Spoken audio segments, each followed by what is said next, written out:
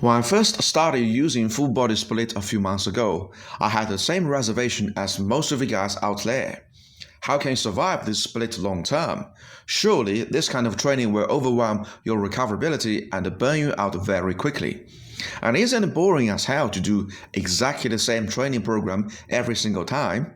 How are you supposed to enjoy your training with this monotonous layout? Variety is the spice of life, right? Now, if you did not have any reservations about the full body split, I wouldn't call this split the most nuanced split, would I? And to your credit, the reservations you have are valid reservations, particularly at intermediate phase.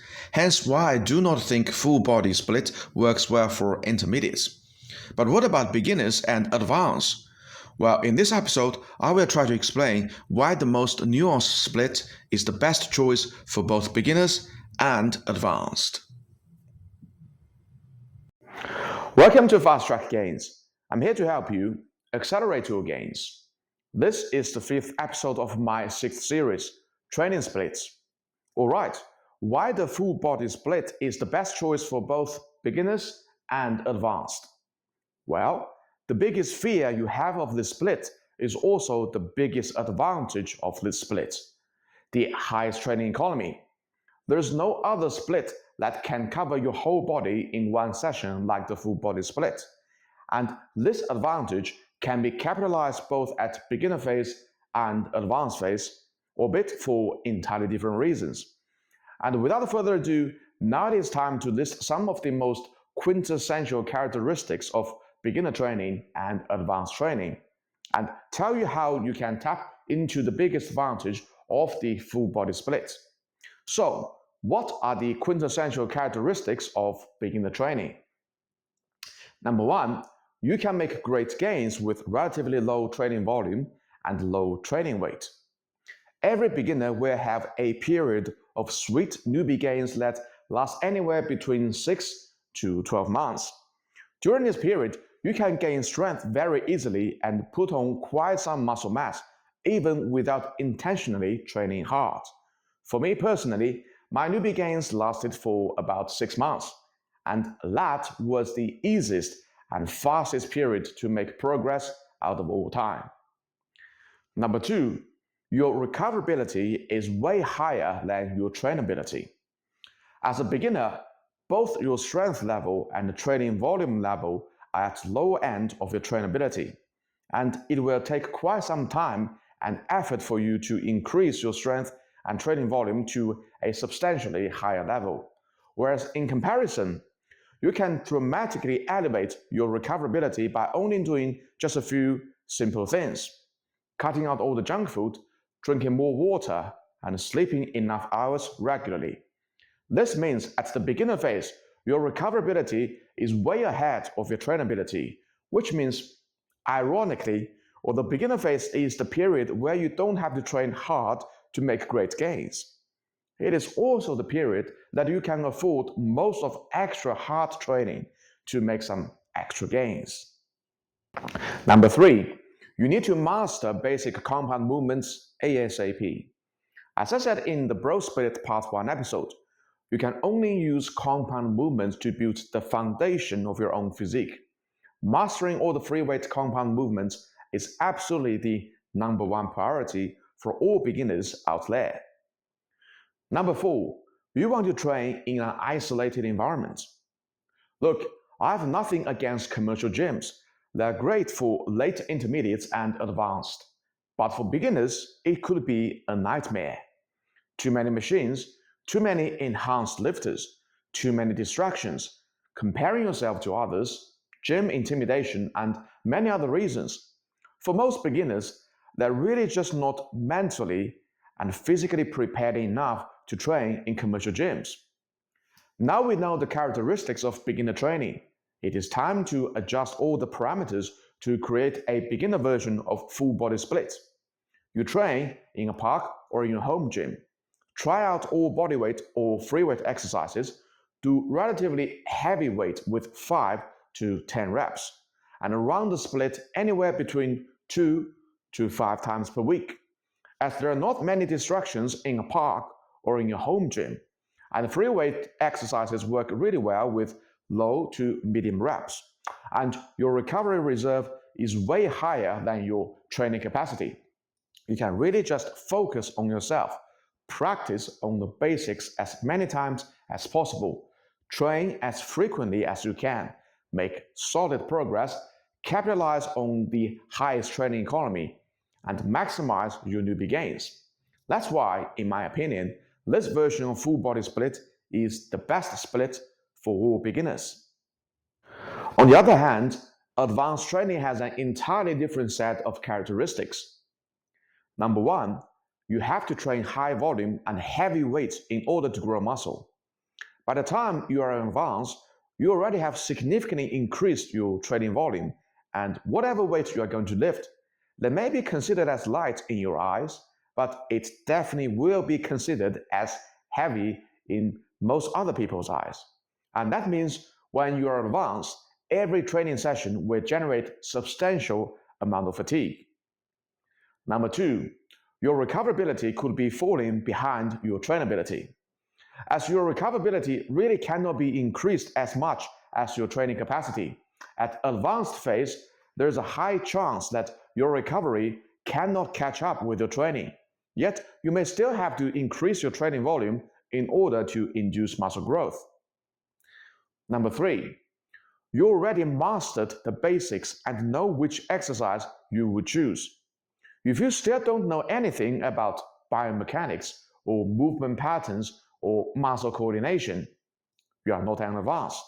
When you're advanced, you should already build a solid foundation of your physique, have sound techniques for all basic compound movements, and figure out which exercises work best for you. And it is a matter of importance for you to have access to all the equipment that you need in order to accommodate all your exercise choices.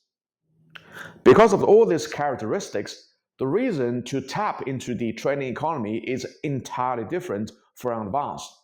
You're already in tune with your own recoverability. You understand that you cannot increase your training frequency as you would a beginner because your recovery reserve is capped.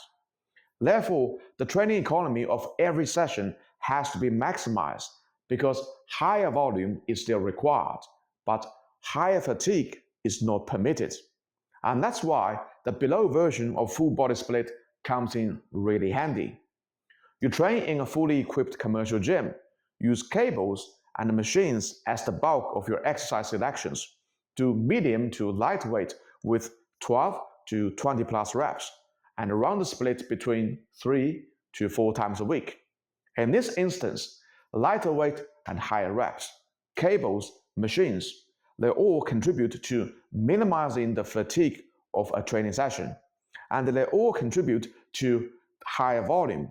And a commercial gym is the only place to ensure that you have access to all the equipment that you require.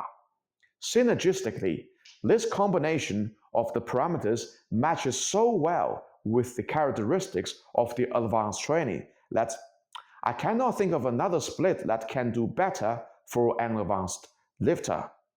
That's why I call this version of the full body split the advanced destination, and why I said in my last episode that unless my training philosophy or training environment has fundamentally changed, I will stay on this split for the rest of my life. Apart from the highest training economy, the full body split also has other two advantages that are definitely worth mentioning. Number one, emphasis on the lower body. Once again, as almost 70% of your total muscle mass is located at your lower body, any split that focuses on the lower body training gets a big tick from me. And for the full body split, this tick is even bigger. You have to include your legs in every training session. This point is even more important when you are advanced, and I would go even so far as to say that not training your legs frequently enough is the biggest reason why you cannot progress as an advanced. In fact, increasing the leg training frequency may be the biggest reason for me to switch from upper and lower split to full body split. Provided that you can still recover from your last training session, you have to train your legs more often, and the full body split ensures that you will do that in every single session. Number 2, highest versatility. Even better than the push-pull legs and upper and lower split, the full body split has the highest versatility. If you're a seasoned lifter and want to do the minimum amount of training to maintain your muscle mass, then once a week full body training can work well for you for quite some time. At twice a week full body training, you can maintain your muscle mass almost indefinitely and make some progress if you want to push yourself. At 3 times a week full body training, there's ample room to make progress, and that's where I am right now. At 4 times a week, you are truly a hardcore lifter, and you can make fastest gains as long as your recovery is up to the task. There is no other split that can be even more versatile than the full body split. Number 3, better enforcement of all 3 volume modifiers. For all the other training splits, I would only generally mention the 3-to-1 pull to push ratio, and let go of the 2-to-1 hamstring to quadriceps ratio, and 1-to-1 traction to compression base ratio. Because most people skip leg days too frequently, and other splits have a lower capacity to generate fatigue with clear volume distribution. However, on full body split, as you have to train your lower body every time, and you can generate more fatigue, you have to comply with all 3 volume modifiers in order to ensure your training longevity. And in my opinion, this is a very good thing. Not only because it makes you more aware of all the volume modifiers, but every time when you are training, you are simultaneously addressing all the imbalances of your body instead of just one. And just like the full body split itself, that's a much more efficient approach to deal with all your body imbalances. Alright, that wraps up part 2 of my analysis of the full body split. If you're an advanced lifter and you have not used this split yet, give it a try. You don't know what you're missing out. And if you're a beginner, give it a try as well. You may have the greatest newbie gains out of all time. That's it, guys. Please like this video and subscribe to my channel. In the next episode, I will explain the evolution of my own split choices along my training journey. Stay tuned, and I will see you all in the next episode. Peace out.